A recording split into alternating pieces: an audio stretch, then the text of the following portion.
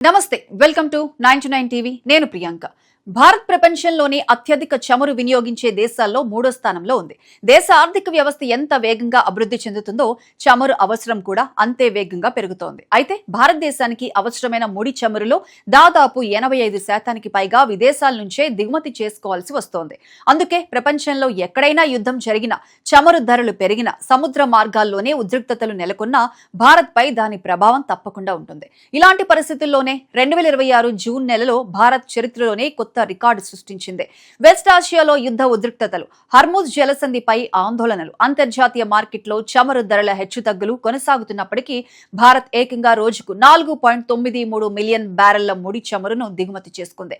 June నెలలో ఇంత భారీ స్థాయిలో దిగుమతులు జరగడం ఇదే తొలిసారి. ఈ సంఖ్య కేవలం ఒక రికార్డు మాత్రమే కాదు, భారత ఇంధన భద్రత, విదేశాంగ వ్యూహం, ప్రపంచ చమురు మార్కెట్లో దేశం పెరుగుతున్న ప్రాధాన్యతకు ఇది ఒక పెద్ద సంకేతంగా విశ్లేషకులు భావిస్తున్నారు.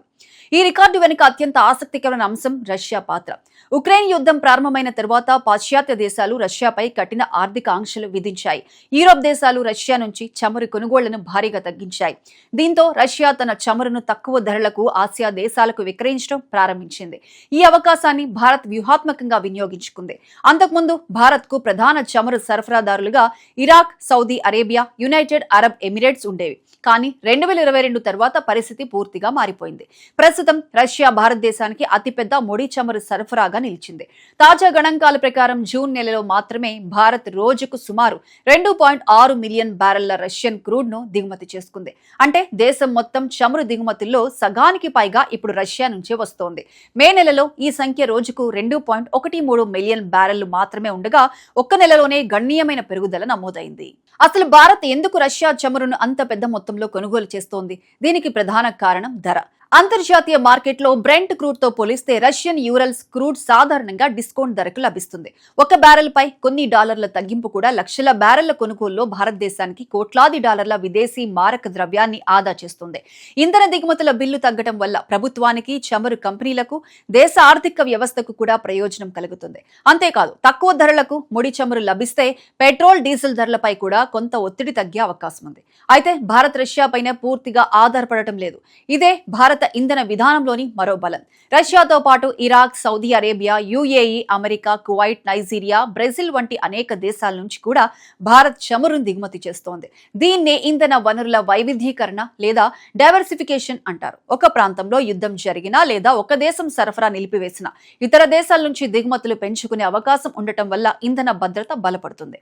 ఇటీవల ప్రపంచ దృష్టిని ఆకర్షించిన హర్ముజ్ జలసంధి పరిస్థితి కూడా ఇక్కడ కీలకం. ప్రపంచ చమురు సరఫరాలో సుమారు 5వ వంతు ఈ సముద్ర మార్గం గుండా ప్రయాణిస్తోంది. ఇరాన్, ఒమన్ మధ్య ఉన్న ఈ ఇరుకైన జలమార్గం గల్ఫ్ దేశాల నుంచి ప్రపంచానికి చమురు చేరే ప్రధాన ద్వారం. వెస్ట్ ఆసియాలో ఉద్రిక్తతలు పెరిగిన ప్రతిసారి హర్ముజ్ జలసంధి మూసివేయబడుతుందా అనే ఆందోళన మొదలవుతుంది. అలాంటి పరిస్థితి వస్తే చమురు ధరలు ఒక్కసారిగా భారీగా పెరిగే అవకాశం ఉంటుంది. భారత్ కు కూడా సరఫరాపై ప్రభావం పడుతుంది.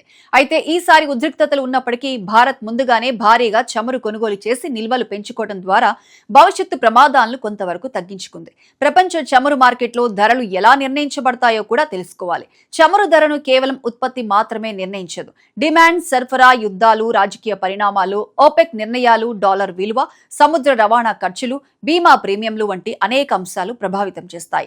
ఉదాహరణకు మధ్యప్రాచ్యంలో ఒక చిన్న ఘర్షణ జరిగిన మార్కెట్ భయంతో ధరలు పెరిగిపోతాయి. ఎందుకంటే ప్రపంచ మార్కెట్ ముందుగానే భవిష్యత్తు ప్రమాదాలను అంచనా వేస్తుంది. ఓపెక్ మరియు ఓపెక్ ప్లస్ దేశాల పాత్ర కూడా చాలా కీలకం. సౌదీ అరేబియా, యుఏఈ, ఇరాక్ వంటి దేశాలతో పాటు రష్యా కూడా ఈ సమూహంతో కలిసి ఉత్పత్తి నిర్ణయాలు తీసుకుంటుంది. ఉత్పత్తి తగ్గిస్తే ధరలు పెరుగుతాయి, ఉత్పత్తి పెంచితే ధరలు తగ్గుతాయి. ఈ నిర్ణయాలు భారతదేశం లాంటి దిగుమతులపై ఆధారపడే దేశాల ఆర్థిక వ్యవస్థపై నేరుగా ప్రభావం చూపుతాయి. ఇక భారతదేశం ఎందుకు ఇంత భారీ స్థాయిలో చమురు దిగుమతి చేసుకోవాల్సి వస్తోంది? దీనికి కారణం దేశంలో పెరుగుతున్న ఇంధన అవసరాలు. వాహనాల సంఖ్య ప్రతి సంవత్సరం పెరుగుతోంది. విమాన ప్రయాణాలు పెరుగుతున్నాయి, పరిశ్రమలు విస్తరిస్తున్నాయి. వ్యవసాయంలో కూడా డీజిల్ వినియోగం ఎక్కువగానే ఉంది. విద్యుత్ ఉత్పత్తిలో కొంత భాగం ఇప్పటికీ చమురు ఆధారంగానే కొనసాగుతోంది. ఈ కారణం వల్ల దేశీయంగా ఉత్పత్తి అయ్యే చమురు సరిపోవడం లేదు. భారతదేశంలో ఉత్పత్తి అయ్యే ముడి చమురు మొత్తం అవసరాల్లో చాలా చిన్న భాగమే. మిగిలినంతా దిగుమతుల ద్వారానే వస్తోంది. ఈ పరిస్థితిని మార్చేందుకు ప్రభుత్వం కూడా పలు చర్యలు చేపడుతోంది. దేశీయ చమురు అన్వేషణకు ప్రోత్సాహం, సముద్ర గర్భంలో కొత్త చమురు క్షేత్రాల అన్వేషణ, వ్యూహాత్మక చమురు నిల్వల నిర్మాణం, సహజ వాయు వినియోగం పెంపు, ఎలక్ట్రిక్ వాహనాల ప్రోత్సాహం, గ్రీన్ హైడ్రోజన్ మిషన్, ఎథనాల్ మిశ్రమ ఇంధనం వంటి కార్యక్రమాల ద్వారా దిగుమతులపై ఆధారాన్ని క్రమంగా తగ్గించే ప్రయత్నాలు జరుగుతున్నాయి. అయినప్పటికీ వచ్చే 2 నుంచి 3 దశాబ్దాల వరకు భారత్కు ముడి చమురు దిగుమతులు అత్యంత కీలకంగానే ఉండనున్నాయని నిపుణులు అంచనా వేస్తున్నారు. రష్యా నుంచి భారీగా చమురు కొనుగోలు చేయడంపై పాశ్చాత్య దేశాల నుంచి అప్పుడప్పుడు విమర్శలు కూడా వస్తుంటాయి.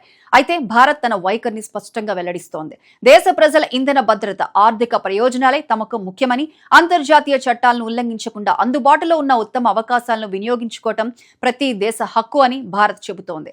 ఇదే కారణంగా భారత్ ఒకవైపు అమెరికా, యూరోప్తో వ్యూహాత్మక సంబంధాలు కొనసాగిస్తూనే మరోవైపు రష్యాతో ఇంధన, రక్షణ రంగాల్లో సహకారాన్ని కొనసాగిస్తోంది. ఈ సమతుల్య విదేశాంగ విధానం భారతదేశానికి ప్రపంచ వేదికపై ప్రత్యేక గుర్తింపును తీసుకొచ్చింది. చమురు దిగుమతుల పెరుగుదల మరో కోణంలో కూడా సానుకూల సంకేతమే. దేశంలో పరిశ్రమలు, రవాణా, తయారీ రంగాలు, వినియోగం పెరుగుతున్నాయనే విషయాన్ని కూడా ఇది సూచిస్తోంది. అంటే ఆర్థిక కార్యకలాపాలు బలంగా కొనసాగుతున్నాయని అర్థం.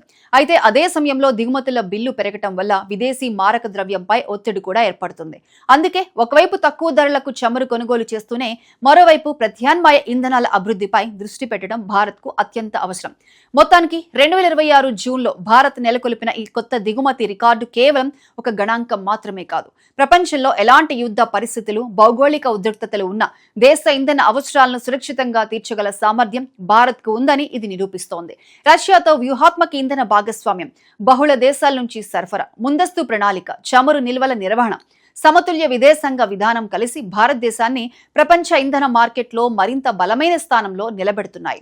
భవిష్యత్తులో పునరుత్పాదక ఇంధనాల వినియోగం పెరిగినా చమురు ప్రపంచ ఆర్థిక వ్యవస్థలో కీలక పాత్ర పోషిస్తూనే ఉంటుంది. అలాంటి సమయంలో ఇంధన భద్రతను కాపాడుకుంటూ తక్కువ ఖర్చుతో దేశ అభివృద్ధిని ముందుకు తీసుకువెళ్లడం భారతదేశం ముందున్న అత్యంత కీలక సవాల్. అదే సమయంలో అతిపెద్ద అవకాశం కూడా.